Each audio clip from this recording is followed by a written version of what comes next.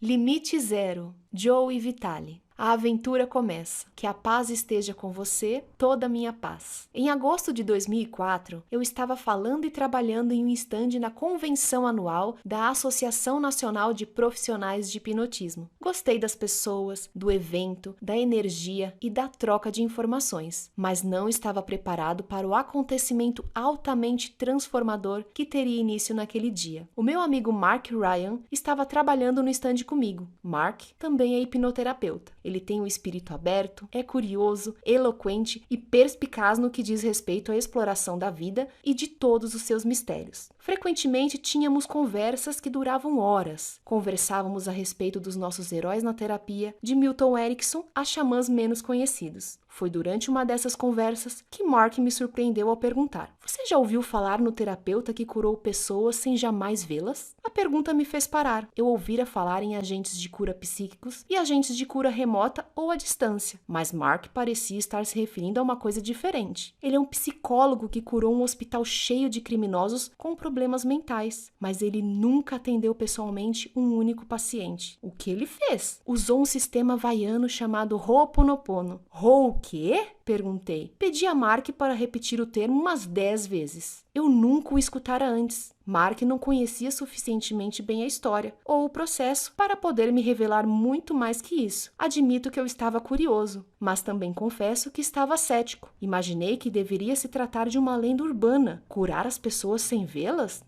Sei. Mark contou-me então a seguinte história. Fui várias vezes ao Monte Shasta, na Califórnia, durante 16 anos, na tentativa de conhecer a mim mesmo, explicou Mark. Em uma das ocasiões em que estive lá, um amigo me deu um livreto branco impresso em azul, no qual eu nunca me esqueci. Ele continha um artigo a respeito de um terapeuta havaiano e do seu método. Durante anos, li e reli repetidamente o artigo, o qual não descrevia o que o terapeuta efetivamente fazia, dizendo apenas que ele curava as pessoas com o seu método. E onde está esse artigo?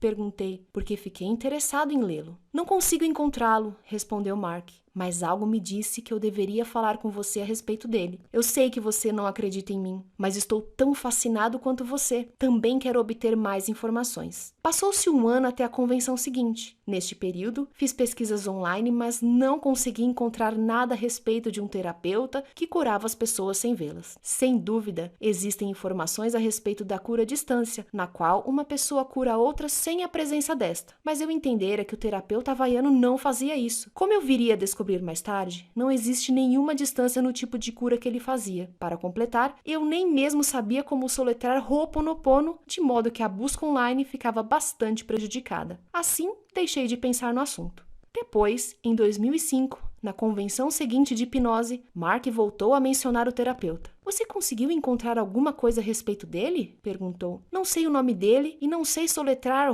sei lá o quê", expliquei, de modo que não consegui encontrar nada. Mark é uma pessoa dinâmica e empreendedora. Fizemos uma pausa, peguei meu laptop, encontrei uma conexão da internet e comecei a fazer uma busca. Não levei muito tempo para encontrar um único site oficial de Ho'oponopono. Dei uma olhada nele e vi alguns artigos que me ofereceram uma rápida visão geral daquilo que eu estava prestes a me envolver. Encontrei uma definição de Ho'oponopono. Ho'oponopono, um processo de nos desfazermos das energias tóxicas que existem dentro de nós para possibilitar o impacto de pensamentos, palavras, realizações e ações divinos. Eu não tinha a menor ideia do que isso significava, de modo que procurei outras coisas e encontrei o seguinte. Em poucas palavras, Ho'oponopono significa reparar ou corrigir um erro. De acordo com os antigos havaianos, o erro nasce de pensamentos contaminados por memórias dolorosas do passado. Ho'oponopono oferece uma maneira de liberar a energia desses pensamentos dolorosos ou erros que podem causar o desequilíbrio e doença. Interessante, sem dúvida, mas o que significava? Enquanto eu explorava o site em busca de informações sobre o misterioso psicólogo que curava as pessoas sem vê-las, descobri que existe uma forma atualizada de Ho'oponopono, chamada de identidade própria por meio do Ho'oponopono. Não fiz de conta que eu sabia que tudo aquilo significava. Mark também não. Éramos companheiros de exploração. O nosso laptop era o cavalo que montávamos em direção a esta região inexplorada. Estávamos em busca de respostas, de modos que continuávamos avidamente a digitar. Encontramos um artigo que ajudou a explicar algumas coisas. A identidade própria por meio do Ho'oponopono ser 100% responsável pelos problemas dos meus clientes. Nas abordagens tradicionais à solução de problemas e à cura, o terapeuta começa com a convicção de que a origem do problema está dentro do cliente e não dentro dele, terapeuta. Este acredita que é sua responsabilidade ajudar o cliente a lidar com o problema dele. Poderiam essas convicções ter resultado em um esgotamento sistemático em todo o grupo de profissionais ligados à cura? Para resolver os problemas com eficácia, o terapeuta precisa estar disposto a ser 100% responsável por ter criado a situação problemática. Ou seja, ele tem que estar disposto a enxergar que a origem do problema são os pensamentos incorretos que existem dentro dele e não dentro do cliente. Os terapeutas não parecem perceber que eles estão sempre presentes todas as vezes que há um problema. Ser 100% responsável pela materialização do problema possibilita que o terapeuta seja 100% responsável por resolvê-lo. Ao usar a abordagem atualizada do Ho'oponopono, um processo de arrependimento, perdão e transmutação desenvolvido por Morna, um terapeuta é capaz de transmutar os pensamentos incorretos dentro de si mesmo e dentro do cliente em pensamentos perfeitos de amor. Os seus olhos estão cheios de lágrimas. Sulcos profundos envolvem os cantos da sua boca. Estou preocupada com meu filho, declara Cynthia, suspirando suavemente. Ele voltou a usar drogas. Enquanto ela conta sua dolorosa história, começo a fazer uma limpeza nos pensamentos incorretos dentro de mim que se concretizaram com o problema dela. À medida que os pensamentos incorretos são substituídos por pensamentos amorosos no terapeuta e na família, parentes e ancestrais deles, eles também são substituídos no cliente, na sua família, nos seus parentes e nos seus ancestrais. O processo atualizado de Ho'oponopono possibilita que o terapeuta trabalhe diretamente com um manancial que é capaz de transmutar pensamentos incorretos em amor. Os seus olhos secam, os sulcos ao redor da sua boca se suavizam, ela sorri e o alívio começa a despontar em todo o seu rosto. Não sei porquê, mas estou me sentindo melhor. Também não sei porquê. Mesmo, a vida só não é um mistério para o amor, que tudo sabe. Eu simplesmente deixo as coisas como estão nesse ponto e agradeço ao amor, de onde emanam todas as bênçãos. Ao usar o processo atualizado de Ho'oponopono na solução de problemas, o terapeuta primeiro pega a sua identidade, a sua mente, conectando-a ao manancial, que outros chamam de amor ou Deus. Quando a conexão se estabelece, o terapeuta pede então ao amor que corrija os pensamentos incorretos dentro dele que estão materializando os problemas primeiro para ele e depois para o cliente. O apelo é um processo de arrependimento e perdão da parte do terapeuta. Eu me arrependo de ter alimentado os pensamentos incorretos que causaram um problema para mim e para o cliente. Por favor, me perdoe. Em resposta ao apelo de arrependimento e de perdão do terapeuta, o amor inicia o processo místico de transmutar os pensamentos incorretos. Nesse processo de correção espiritual, o amor inicialmente neutraliza as emoções incorretas que causaram o problema, sejam elas o ressentimento, o medo, a raiva, a culpa ou a confusão. No passo seguinte, o amor libera então as energias neutralizadas dos pensamentos, deixando-as em um estado de vácuo, de vazio, de verdadeira liberdade. Como os pensamentos então vazios, livres, o amor os preenche com ele mesmo. O resultado? O terapeuta se renova, se revigora no amor. Quando o terapeuta se renova, o mesmo acontece com o cliente e com todas as pessoas envolvidas no problema. Onde antes havia desespero no cliente, agora existe amor. Onde antes havia escuridão na sua alma, agora existe luz de cura do amor. A identidade própria por meio do treinamento de Ho'oponopono ensina as pessoas quem elas são e como podem resolver problemas de momento a momento, sendo nesse ínterim renovadas e restauradas no amor. O treinamento começa com uma palestra gratuita de 2 horas. É apresentada aos participantes uma visão geral de como os pensamentos dentro deles se materializam na sua vida e na vida da sua família, parentes, ancestrais, amigos, vizinhos e parceiros comerciais, como problemas espirituais, mentais, emocionais, físicos, relacionais e financeiros. No treinamento do fim de semana, os alunos aprendem o que é um problema, onde os problemas estão localizados, como resolver diferentes tipos de problemas utilizando mais de 25 processos de resolução de problemas e como realmente cuidar bem de si mesmos. A ênfase subjacente no treinamento é que as pessoas sejam totalmente responsáveis por si mesmas, pelo que acontece na sua vida e por resolver os problemas sem esforço. O incrível a respeito do processo atualizado de Ho'oponopono é que você passa a se conhecer de novo a cada momento, bem como a valorizar cada vez mais o milagre renovador do amor, a cada aplicação. Conduzo a minha vida e os meus relacionamentos de acordo com as seguintes constatações. 1. O universo físico é uma manifestação dos meus pensamentos. 2. Se os meus pensamentos são destrutivos, eles criam uma realidade física destrutiva. 3. Se os meus pensamentos são perfeitos, eles criam uma realidade física repleta de amor. 4. Sou 100% responsável por criar o meu universo físico do jeito como ele é. 5. Sou 100% responsável por corrigir os pensamentos destrutivos que criam uma realidade enferma. 6. Não há o lá fora. Tudo existe como pensamentos na minha mente. Mark e eu lemos o artigo e nos perguntamos qual seria o terapeuta que estávamos procurando. Charles Brown ou esse Dr. Hugh Lam? Não sabíamos. Não tínhamos como saber. E quem era essa tal de morna que o artigo mencionava? E o que era sei lá o que da identidade própria? Continuamos a ler. Encontramos mais alguns artigos que lançaram luz sobre o que estávamos buscando. Eles continham declarações reveladoras como: a identidade própria, por meio do Ho'oponopono, não encara os problemas como uma provação, e sim como oportunidades. Os problemas são apenas memórias do passado que se repetem e aparecem para nos conceder mais uma chance de enxergar com os olhos do amor e agir a partir da inspiração. Eu estava curioso, mas não estava entendendo. Os problemas eram memórias do passado que se repetem?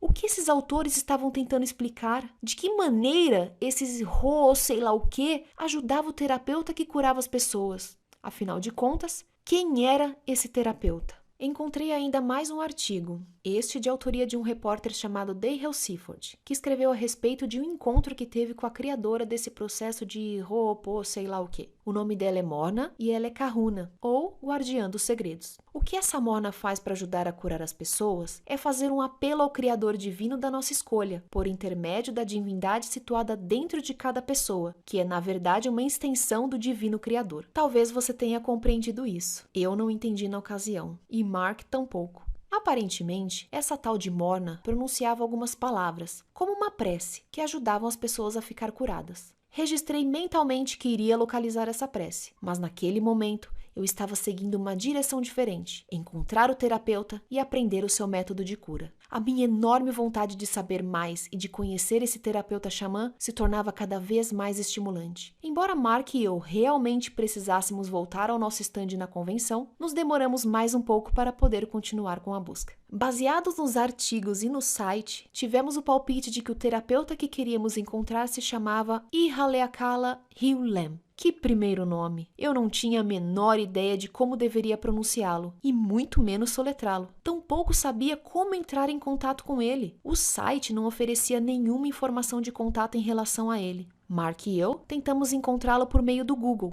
mas não obtivemos nenhuma ocorrência. Começamos a nos perguntar se esse terapeuta etéreo seria uma obra de ficção, se estaria aposentado ou mesmo morto. Fechei meu laptop e voltei para a convenção, mas a aventura havia apenas começado. Encontrando o terapeuta mais inusitado do mundo. Ao voltar para minha casa, não consegui esquecer a história do terapeuta que curava as pessoas sem vê-las.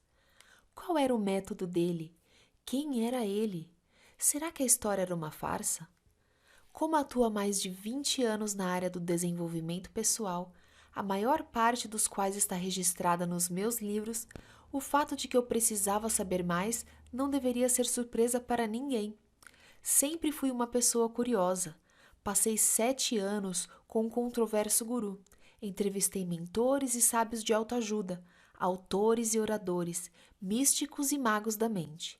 Devido ao sucesso dos meus livros atuais, eu poderia agora chamar de meus amigos vários dos principais especialistas na área do desenvolvimento humano.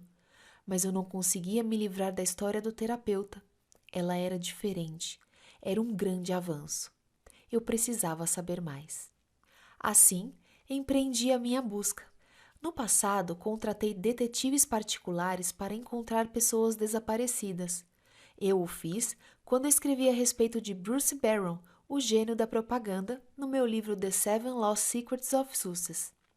Eu também estava pronto para contratar um profissional para encontrar o Dr. Hugh Lam, quando uma coisa estranha aconteceu.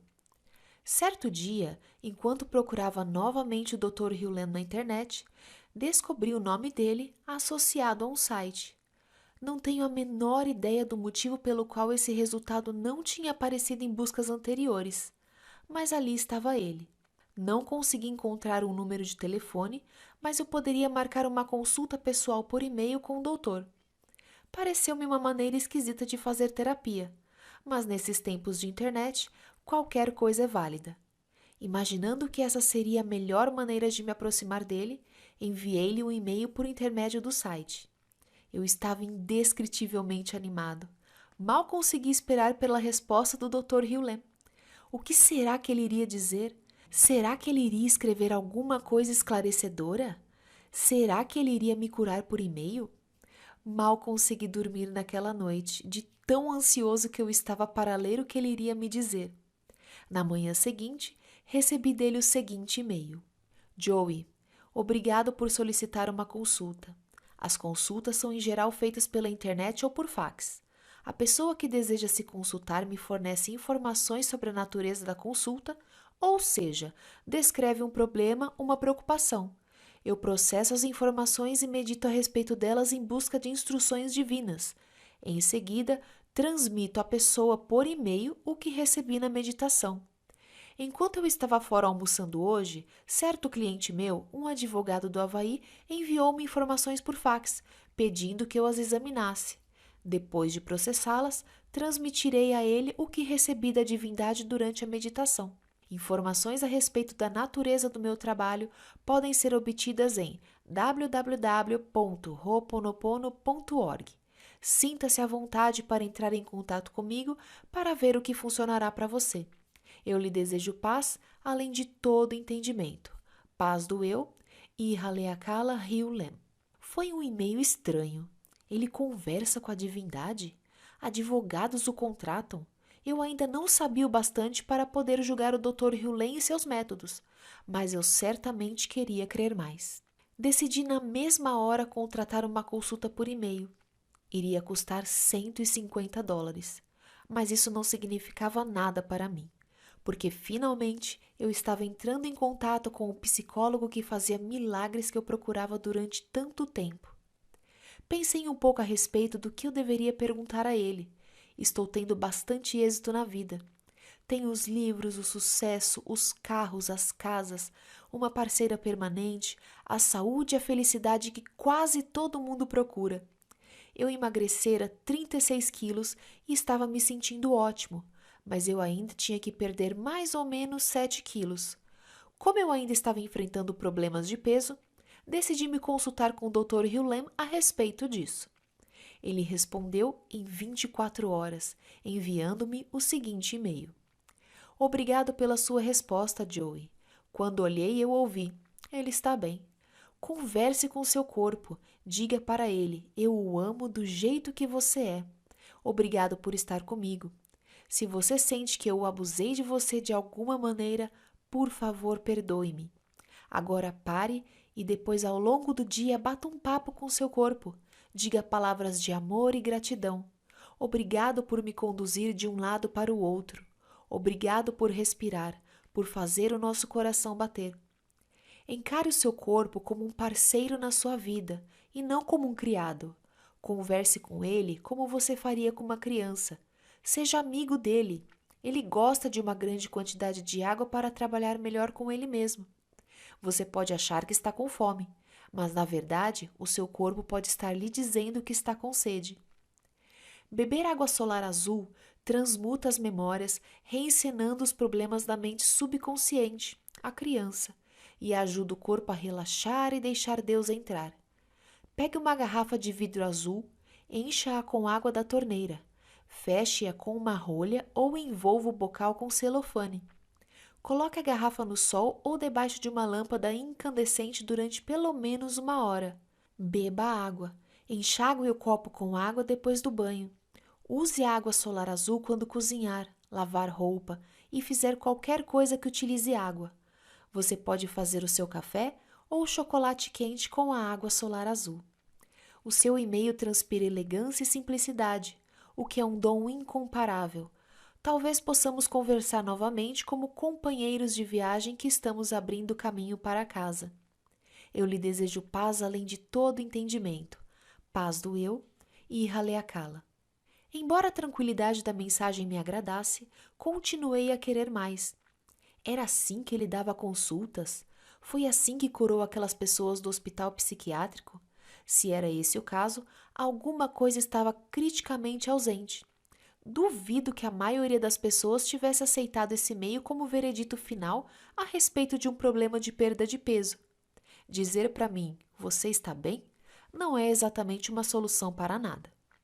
Escrevi novamente para o Dr. Hewlett pedindo mais informações.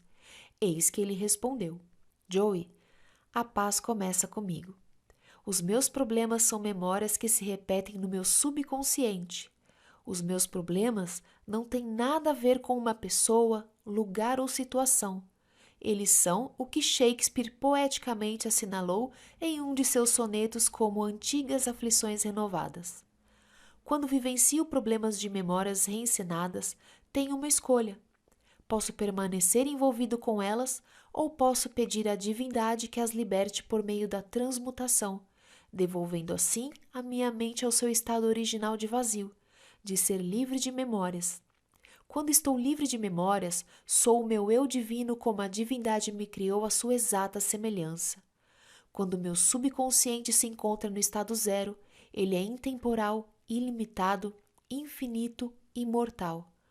Quando as memórias dominam, ele fica retido no tempo, no lugar, nos problemas, na incerteza, no caos e no pensamento, além de preocupado em enfrentar e administrar as dificuldades. Ao permitir que as memórias assumam controle, renuncio tanto à clareza mental quanto à minha harmonia com a divindade. Sem harmonia, não há inspiração. Sem inspiração, não existe propósito. Quando trabalho com as pessoas, sempre peço à divindade que transmute as memórias do meu subconsciente que são reencenadas como as percepções, os pensamentos e as reações que tenho a respeito delas. A partir do estado zero, a divindade permeia então a minha mente subconsciente e a consciente de inspirações, possibilitando que a minha alma experimente as pessoas como a divindade as vivencia. Quando trabalho com a divindade, as memórias transmutadas no meu subconsciente são transmutadas no subconsciente de todas as mentes, não apenas no das pessoas, mas também no subconsciente dos reinos mineral, animal e vegetal, bem como no de todas as formas de existência visíveis e invisíveis. Como é maravilhoso constatar que a paz e a liberdade começam comigo. Paz do eu e Haleakala. Bem, mesmo assim não entendi. Decidi então perguntar se eu poderia trabalhar com ele, escrever um livro a respeito do que ele faz. Pareceu-me uma maneira lógica de levá-lo a revelar o segredo do seu método e obter informações sobre os anos que ele passou trabalhando no hospital psiquiátrico. Eu disse que o que faríamos ajudaria outras pessoas. Acrescentei que eu faria quase todo o trabalho. Enviei então um e-mail para ele e aguardei. E ele respondeu dizendo: Joey, a paz começa comigo. A humanidade acumulou memórias que viciam, nas quais os outros são percebidos como necessitando de ajuda e assistência.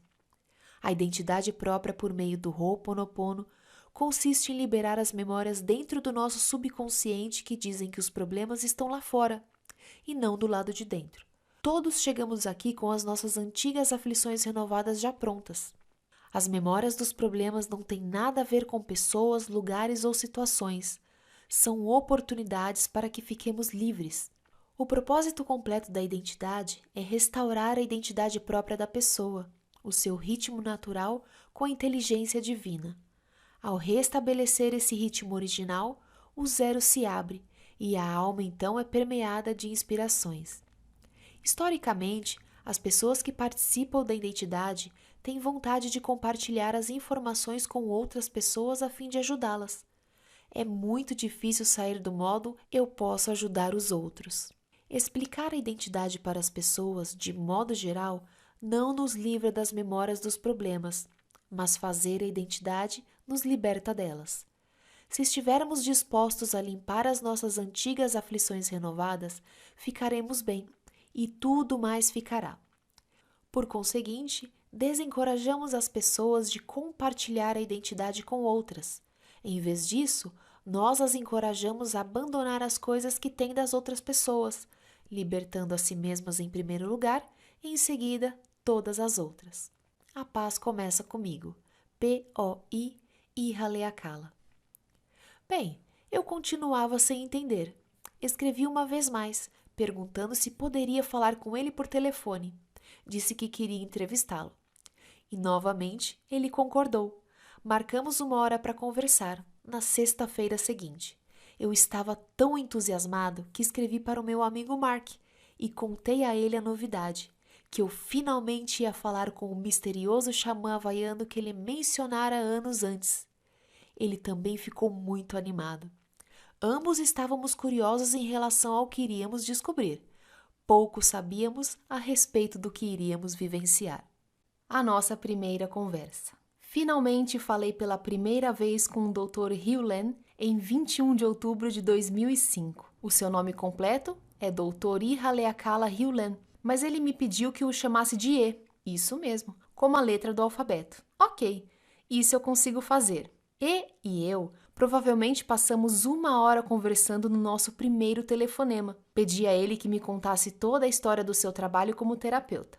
Ele explicou que trabalhou no Hawaii State Hospital durante 3 anos. A ala onde ficavam os criminosos dementes era perigosa. Psicólogos iam embora todos os meses. A equipe faltava muito por motivo de doença ou simplesmente pedia demissão. As pessoas atravessavam a ala de costas para a parede, com medo de serem atacadas pelos pacientes. Não era um lugar agradável de viver, trabalhar ou visitar. O Dr. Hugh Len, ou E, me disse que nunca esteve profissionalmente com os pacientes, nunca deu consultas. Ele concordou em examinar as fichas deles. Enquanto analisava as fichas, ele trabalhava em si mesmo, e à medida que fazia isso, os pacientes começaram a ficar curados. A história ficou ainda mais fascinante quando tomei conhecimento do seguinte. Passados alguns meses, pacientes que tinham estado algemados estavam tendo permissão para andar livremente. Outros que estavam tomando forte medicação estavam recebendo doses menores dos remédios. E os que tinham sido considerados como não tendo a menor chance de um dia ir embora, estavam sendo liberados. Eu estava aturdido. Além disso, prosseguiu ele, a equipe passou a gostar de ir trabalhar. O absenteísmo e a rotatividade desapareceram. Acabamos ficando com mais gente do que precisávamos, porque os pacientes estavam tendo alta e todos os membros da equipe estavam indo trabalhar diariamente. Hoje aquela ala está fechada. Foi nesse ponto que eu tive que fazer a pergunta de $1 milhão. O que você estava fazendo em si mesmo que causou a mudança naquelas pessoas? Eu estava simplesmente purificando a parte de mim que eu compartilhava com eles, respondeu ele. Hã? Eu não estava entendendo. O Dr. Hugh Len explicou que a total responsabilidade pela nossa vida significa que tudo na nossa vida, pelo simples fato de estar na nossa vida, é nossa responsabilidade. Em um sentido literal, o mundo inteiro é nossa criação.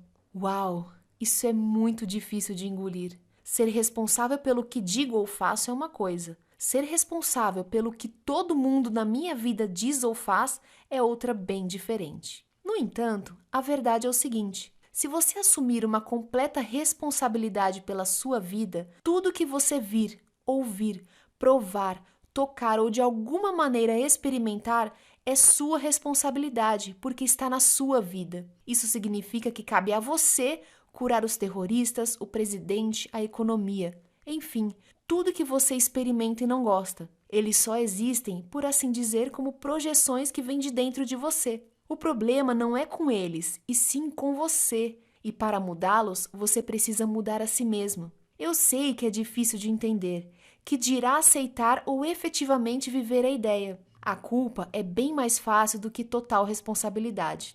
Mas enquanto eu falava com o Dr. Hugh Len, comecei a compreender que a cura para ele no Ho'oponopono significa amar a si mesmo. Se você quer melhorar a sua vida, você precisa curar a sua vida. Se quer curar uma pessoa, até mesmo um criminoso que sofre de uma doença mental, você o faz curando a si mesmo. Perguntei ao Dr. Hugh Len como ele curava a si mesmo. O que ele fez exatamente quando terminou a ficha daqueles pacientes? Eu apenas fiquei repetindo sem parar. Sinto muito e eu te amo, explicou ele. Só isso? Só isso. Acontece que amar a si mesmo é a melhor maneira de você se aprimorar, e à medida que se aprimora, você melhora o seu mundo. Enquanto o Dr. Hugh Lam, ou E, trabalhava no hospital, ele entregava para a divindade qualquer coisa que aparecesse nele e pedia para que ela fosse liberada. Ele sempre confiava e sempre funcionava. O Dr. Hugh Lam perguntava a si mesmo: o que está acontecendo em mim para que eu cause esse problema? E como posso corrigir esse problema em mim? Aparentemente, esse método de curar de dentro para fora é o que é chamado de Ho'oponopono da identidade própria. Parece haver uma versão mais antiga do Ho'oponopono que era fortemente influenciada pelos missionários do Havaí. Envolvia um facilitador que ajudava as pessoas a curar os problemas conversando com elas. Quando conseguiram cortar os laços de um problema, este desaparecia. Mas o Ho'oponopono na identidade própria não precisava de um facilitador. Tudo é feito dentro de nós mesmos. Eu estava curioso e sabia que, com o tempo, iria entender melhor o que ele estava dizendo. O Dr. Hugh Lam ainda não tem nenhum material sobre o seu processo. Ofereci-me para ajudá-lo a escrever um livro, mas ele não pareceu interessado. Existe disponível um antigo vídeo o qual eu encomendei. Ele também me disse para ler A Ilusão do Usuário. Como sou viciado em livros, imediatamente entrei na internet e encomendei o livro na Amazon. Quando chegou, eu o devorei. O livro argumenta que a nossa mente consciente não tem a menor ideia do que está acontecendo. O autor escreve que o fato é que, a cada segundo, milhões de informações invadem nossos sentidos. No entanto, a nossa consciência processa apenas talvez 40 informações por segundo, no máximo. Milhões e bilhões de informações são condensadas em uma experiência consciente que não contém praticamente nenhuma informação. De acordo com o que entendi o Dr. Hugh Lam dizer, como não temos uma verdadeira consciência do que está acontecendo em qualquer momento considerado, tudo o que podemos fazer é nos resignar e confiar. Tudo consiste em ter 100% de responsabilidade por tudo na nossa vida. Absolutamente tudo. Ele diz que o seu trabalho envolve a purificação de si mesmo. Só isso. Enquanto ele se purifica, o mesmo acontece com o mundo, porque ele é o mundo.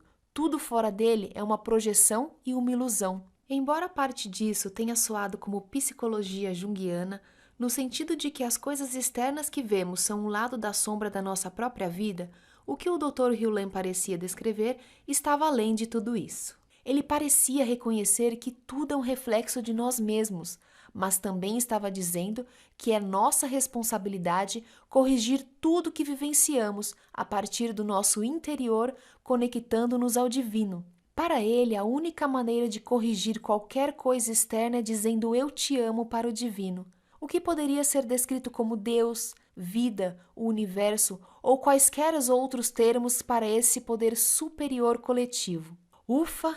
Essa foi uma conversa e tanto. O Dr. Hugh Lam não tinha a menor ideia de quem eu era, mas estava me concedendo uma grande parte do seu tempo. Ele também estava me deixando confuso. O Dr. Hugh Lam tem quase 70 anos de idade e é provavelmente um guru para alguns e uma pessoa excêntrica para outros. Fiquei emocionado por ter conversado com o Dr. Hugh Lam pela primeira vez, mas eu queria saber mais. Eu claramente não estava entendendo o que ele estava me dizendo, e seria muito fácil resistir a ele ou descartá-lo. Entretanto, o que estava me obcecando era a história dele usar esse novo método para curar supostos casos irrecuperáveis, como dos criminosos que sofriam de doenças mentais. Eu sabia que o Dr. Hugh Lam iria apresentar um seminário em um futuro próximo, de modo que fiz perguntas a respeito do evento. O que vou colher do seminário? Você vai colher o que você colher, respondeu ele. Bem, aquilo me pareceu como um antigo treinamento da década de 1970. Você colhe o que estava destinado a colher. Quantas pessoas estarão no seminário? Perguntei. Estou sempre fazendo uma limpeza, de modo que somente as pessoas que estão prontas para estar lá estarão presentes, disse ele. Talvez 30 ou 50, nunca se sabe. Antes de encerrarmos o telefonema, perguntei a E o que significava a assinatura nos seus e-mails. POI significa paz do eu, explicou ele. É a paz que supera todo entendimento. Não entendi o que ele quis dizer na ocasião, mas hoje faz todo sentido. A chocante verdade a respeito das intenções. Depois daquela primeira conversa por telefone com o Dr. Hugh Lam, eu estava ansioso para obter outras informações. Fiz perguntas a ele sobre o seminário que ele iria apresentar algumas semanas depois. Ele não tentou me convencer a participar. Disse que estava constantemente fazendo uma limpeza, de modo que somente as pessoas certas compareceriam ao seminário. Ele tinha certeza que a divindade, a palavra preferida dele para o poder maior do que todos nós, mas que é todos nós, tomaria as providências adequadas para que tudo saísse da maneira correta. Perguntei ao meu amigo Mark Ryan, o homem que mencionou o Dr. Hugh Lam para mim pela primeira vez, se ele gostaria de ir comigo. Ofereci-me para pagar a parte dele como um presente por ele ter falado comigo a respeito desse milagre e do fazedor de milagres. É claro que Mark aceitou. Pesquisei um pouco mais antes da viagem. Perguntei aos meus botões se o método desse terapeuta teria alguma coisa a ver com Runa, um método de cura popular do Havaí. Enquanto lia, descobri que eles não estavam nem um pouco relacionados. Runa é o nome que Max Frieden Long, o empreendedor que virou autor, deu à sua versão do espiritualismo havaiano. Ele afirmou ter aprendido uma tradição secreta com amigos havaianos quando trabalhou como professor no Havaí. Ele fundou a Runa Fellowship em 1945 e depois publicou uma série de livros,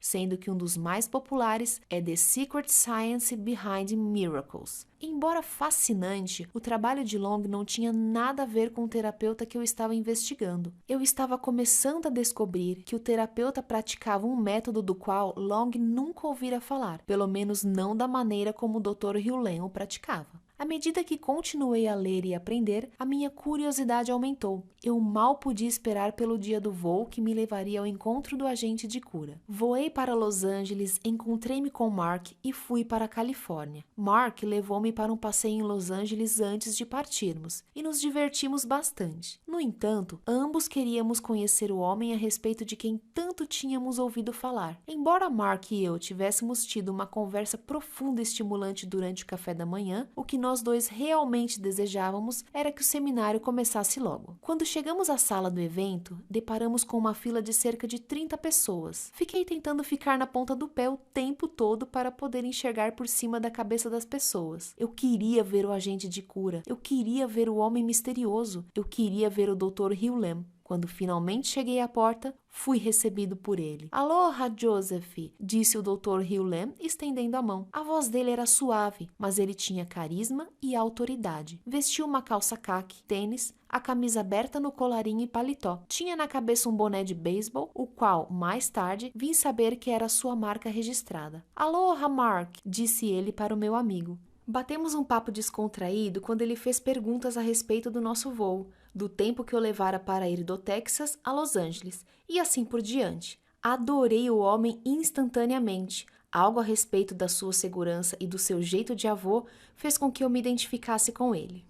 O Dr. Hugh Lam gosta de começar na hora. Assim que o evento teve início, ele me chamou. "Joseph, quando você deleta alguma coisa do seu computador, para onde ela vai?" "Não tenho a menor ideia", respondi. Todo mundo riu. Estou certo de que ninguém tampouco sabia. "Quando vocês apagam uma coisa do seu computador, para onde ela vai?" perguntou ele à audiência. "Para a lixeira", gritou alguém. "Exatamente", disse o Dr. Hugh Lam. "Ela continua no computador, só que não podemos vê-la. As suas memórias são assim, continuam em vocês, só que invisíveis. O que vocês precisam fazer é apagá-las completa e permanentemente." Achei isso fascinante, mas não tinha a menor ideia do que significava ou do rumo que a coisa estava tomando. Por que eu iria querer que as minhas memórias fossem permanentemente apagadas? "Vocês têm duas maneiras de viver a vida", explicou o Dr. Hugh Lam. "A partir da memória ou da inspiração. As memórias são antigos programas que voltam a ser executados. A inspiração é o divino transmitindo-lhes uma mensagem. Vocês precisam viver a partir da inspiração. A única maneira de ouvir o divino e receber inspiração é limpar todas as memórias. A única coisa que vocês precisam fazer é uma limpeza." O Dr. Hugh Lam passou bastante tempo explicando como o divino é nosso estado zero, é onde temos limite zero. Não há memórias, não existe identidade, não há nada além do divino. Na nossa vida, temos momentos em que visitamos o estado de limite zero, mas na maior parte do tempo o que está se manifestando é lixo, o que ele chama de memórias. "Quando eu trabalhava no hospital psiquiátrico e examinava as fichas dos pacientes",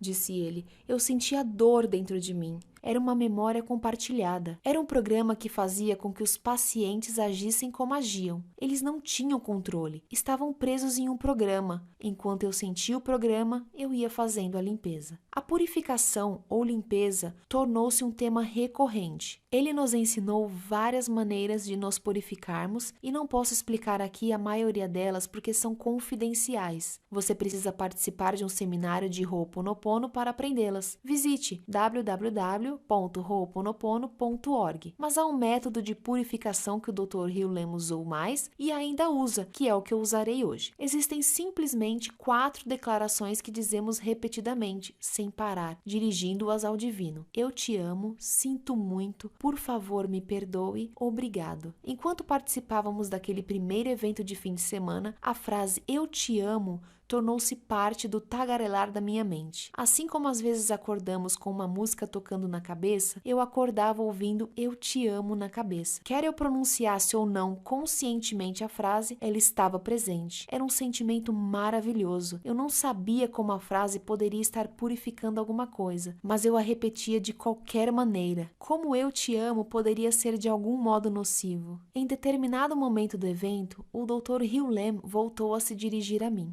Ele perguntou: Joseph, como você sabe dizer se uma coisa é uma memória ou uma inspiração? Eu não entendi a pergunta e disse isso a ele. Como você sabe se uma pessoa que contraiu câncer transmitiu a doença para si mesma ou se ela lhe foi transmitida pelo divino como um desafio destinado a ajudá-la? Fiquei em silêncio por um instante enquanto tentava assimilar a pergunta. Como você sabe quando um evento é proveniente da sua mente ou da mente do divino? Não tenho a menor ideia, repliquei. Nem eu, declarou o Dr. Hugh Lem. E é por esse motivo que precisamos fazer uma limpeza constante. Precisamos purificar tudo, o que não temos nenhuma ideia do que é uma memória ou do que é inspiração. Fazemos a limpeza para chegar a um lugar de limite zero, que é o estado zero. O Dr. Hugh Lem afirma que a nossa mente tem uma visão minúscula do mundo, e essa visão não apenas é incompleta, como também incorreta. Só acreditei nesse conceito quando tive nas mãos o livro The Wayward Mind de Guy Claxton. Nele,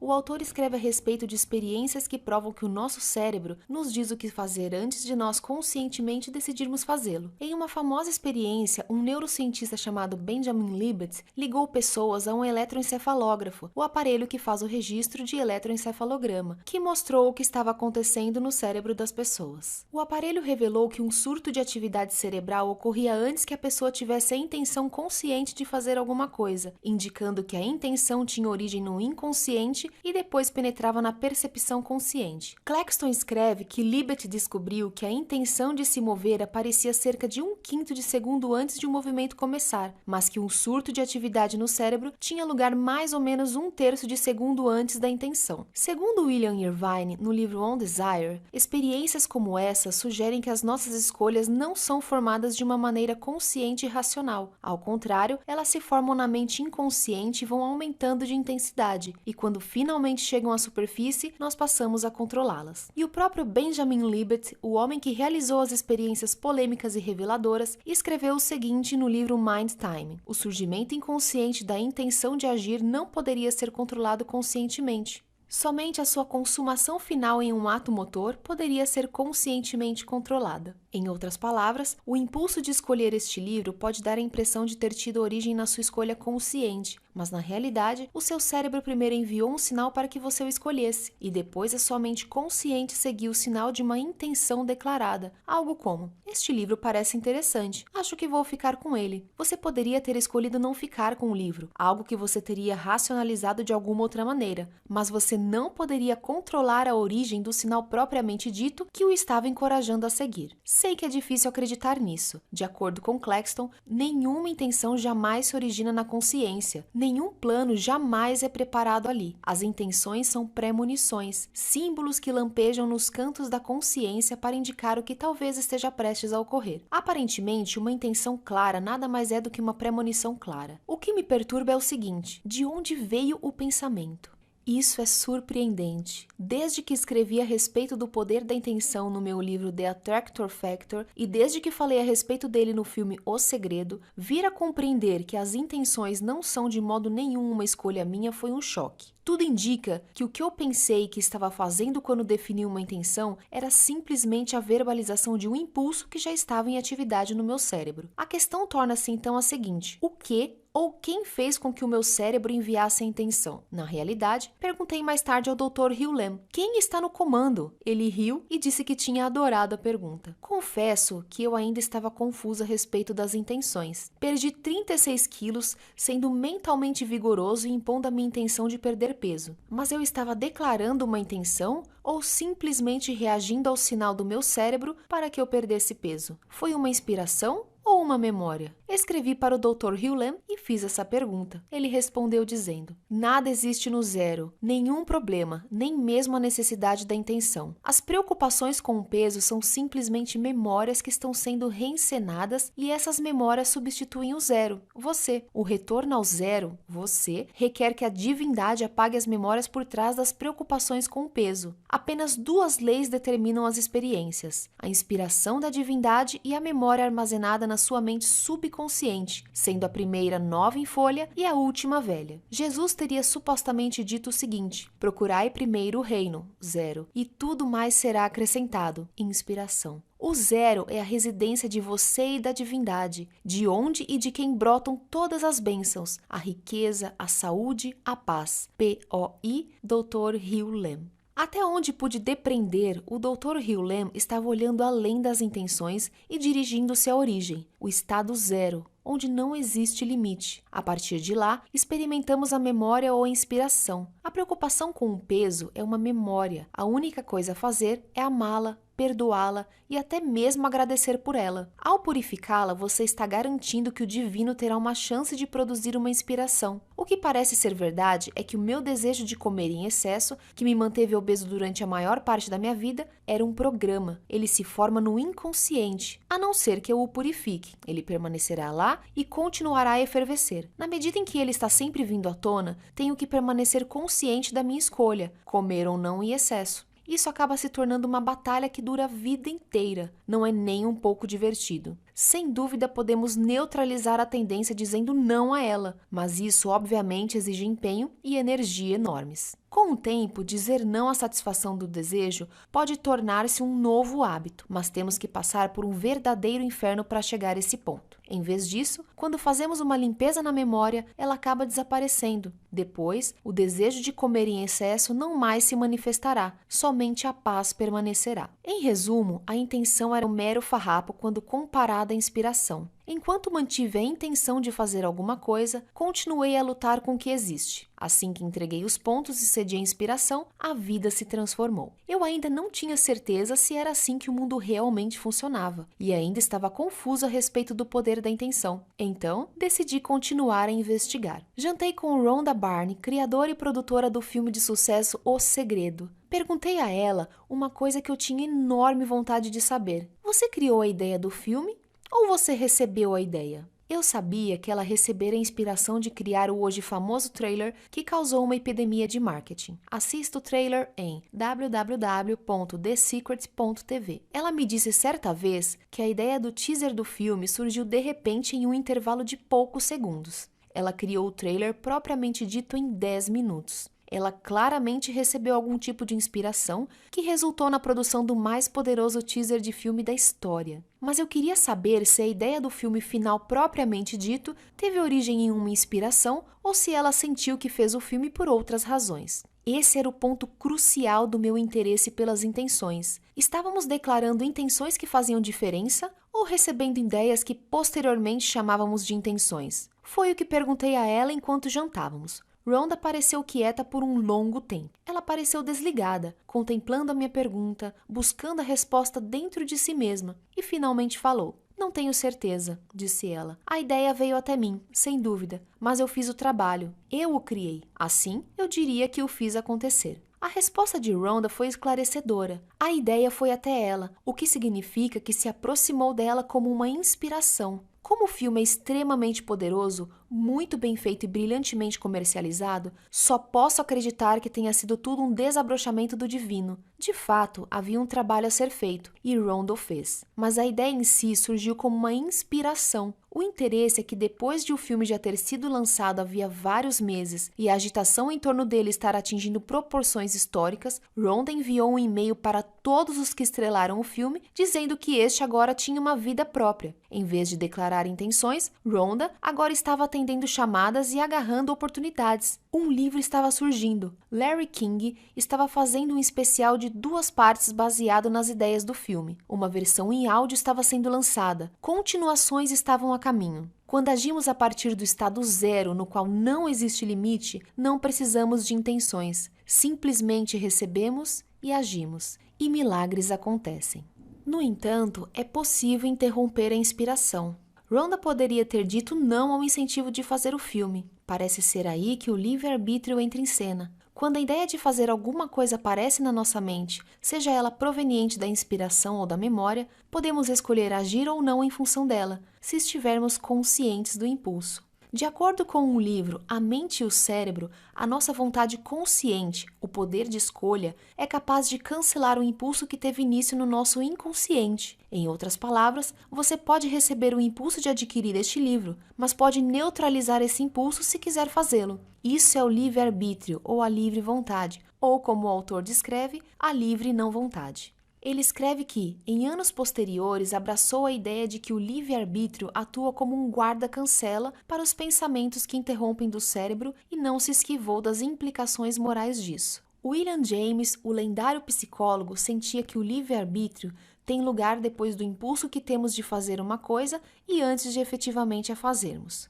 Novamente, você pode dizer sim ou não ao impulso. É preciso estar plenamente consciente para perceber a escolha. O que o Dr. Hugh Lem estava me ensinando era que por meio da limpeza constante de todos os pensamentos, sejam eles decorrentes da inspiração ou da memória, eu seria capaz de escolher melhor o que era certo naquele momento. Comecei a compreender que a minha perda de peso teve lugar porque escolhi não obedecer à memória ou o hábito que estava me incentivando a comer mais e me exercitar menos. Ao escolher não seguir esses impulsos causadores de dependência, eu estava introduzindo a minha capacidade de livre vontade e de livre não vontade. Em outras palavras, o anseio de comer em excesso era uma memória, não uma inspiração. Ele era proveniente de um programa, não do divino. Eu estava desconsiderando o programa ou neutralizando-o. O que entendi que o Dr. Hugh Lem estava sugerindo como uma melhor abordagem era amar o programa até que este se dissolvesse e tudo que restasse seria divindade. Eu ainda não entendia bem tudo isso, mas estava prestando atenção e escolhendo não eliminar nada por ser novo. Eu mal poderia imaginar o que me estava reservado a seguir.